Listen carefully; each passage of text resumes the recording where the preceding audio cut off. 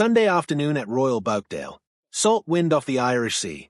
A crowd holding its breath. And then, one word, torn from the mouth of the calmest man in golf. Why?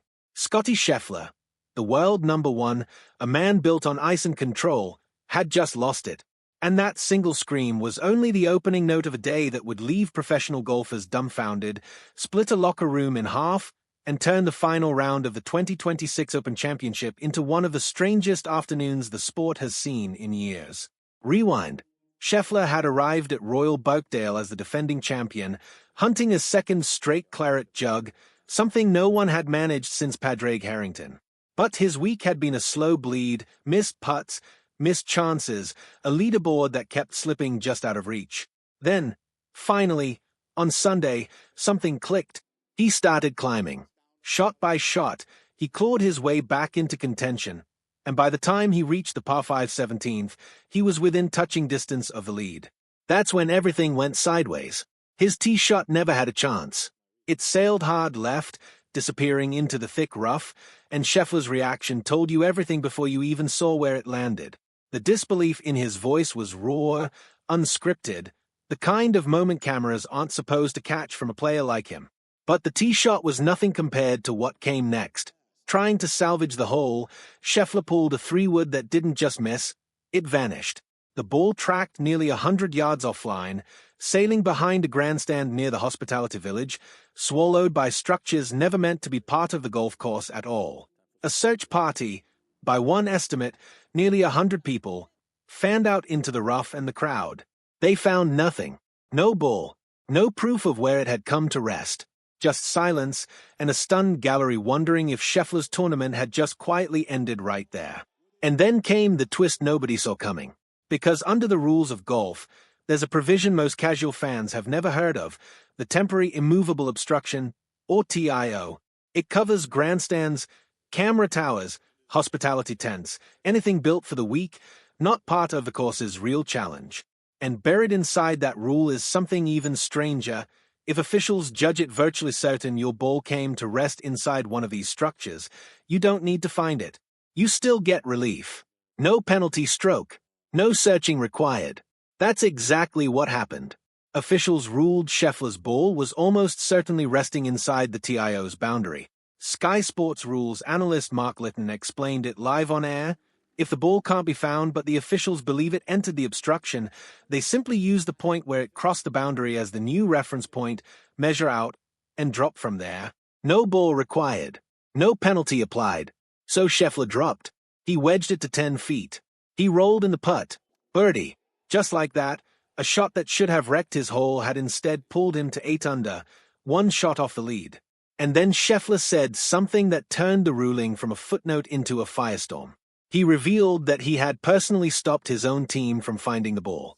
Spotters up near the grandstand thought they'd pinpointed roughly where it landed, a spot that would have been 50 yards closer to the pin. But officials warned him that if the ball was actually found there, he might be forced to play from a worse angle, on the wrong side of the structure. So Scheffler made a calculated call. He told his people to stand down. Stop looking. Let the ball stay lost, because staying lost was the better outcome. And then he admitted it wasn't the first time he'd used this exact strategy. He said he'd done the same thing earlier in the year at the Byron Nelson, calling it, in his own words, something he wasn't especially proud of, but something he understood well. That was the moment the golf world exploded. Fellow pro Michael Kim said publicly he was dumbfounded by the ruling. Broadcasters admitted they'd never seen a ball finish that wildly offline and still walk away with a clean drop. Social media turned into a courtroom. Fans called it an embarrassment for the sport. Some argued that if an amateur member at Royal Birkdale hit that same shot, they'd be writing down a 7 and no one would bat an eye. Others pushed back, insisting officials were just following the rulebook exactly as written, regardless of who was standing over the ball. The I&A confirmed the ruling was legitimate. Correct, by the letter of the law. But legitimate didn't mean the anger went away. And here's the part that made the entire day feel almost scripted for controversy, because this wasn't even the first rules storm of that Open Championship. 2 days earlier, Bryson DeChambeau had been hit with a 2-shot penalty after officials ruled he'd inadvertently flattened rough behind his ball on the 5th hole, altering his own swing path. The I&A called it careless, not intentional, but a violation all the same.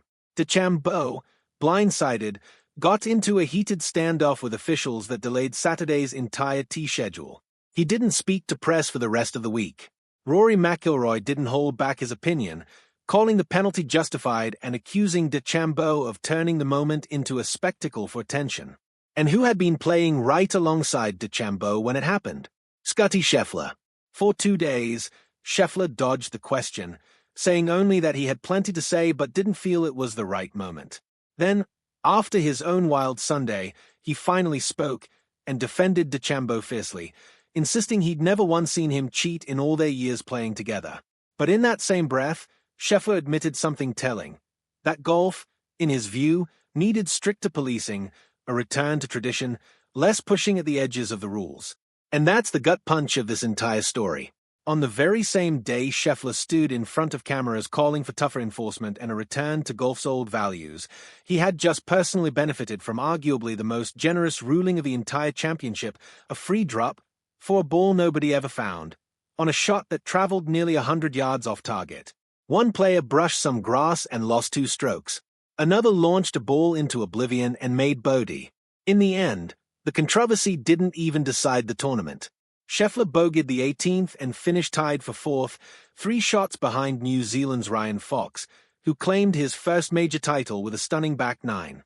Scheffler admitted afterward that his tee ball probably should have found the fairway, and that small mistakes across the week, a ball in a fairway bunker on 14, a missed look here and there, had simply added up. But nobody will remember the finishing leaderboard first. They'll remember the scream on 17.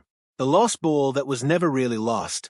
The rule most fans didn't know existed until it decided a major championship.